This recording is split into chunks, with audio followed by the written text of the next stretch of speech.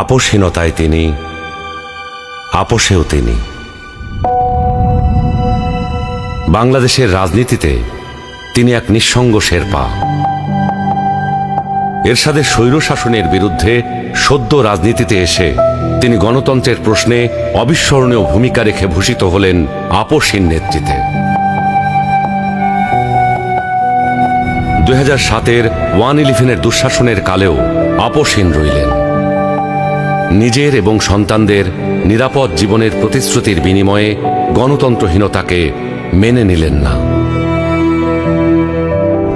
Fascist হাসিনার আমলে বিদেশ থেকে ফিরে এসে মিথ্যা মামলা মোকাবেলা করে জেলে চলে গেলেন।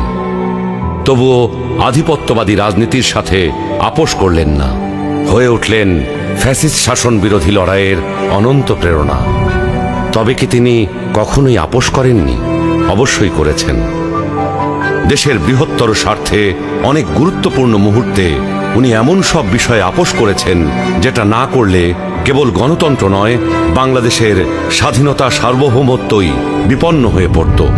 91 সালে তার পছন্দের প্রেসিডেন্সিয়াল পদ্ধতি ছেড়ে সংসদীয় পদ্ধতিতে চলে গেলেন বৃহত্তর রাজনৈতিক সমঝোতার স্বার্থে। বিরোধী দলের দাবির প্রতি শ্রদ্ধা জানাতে 96 সালে নির্বাচন করে অল্প কয়েকদিনের জন্য সংসদ অধিবেশনে বসে তত্ত্বাবধায়ক সরকার সংবিধানে যুক্ত করে ক্ষমতা ছেড়ে নির্বাচন দিয়ে বিরোধী দলে গিয়ে বসেন।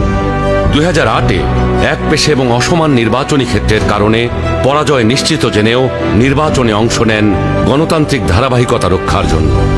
সকল মানুষের মতোই তিনিও নিশ্চয়ই সীমাবদ্ধতার ঊর্ধ্বে ছিলেন না, কিন্তু শিষ্টাচার, সৌজন্যবোধ, দৃঢ়তা, দূরদর্শিতা এবং প্রজ্ঞার সমন্বয়ে তিনি হয়ে উঠেছেন বাংলাদেশের রাজনৈতিক ইতিহাসের এক অনন্য চরিত্র।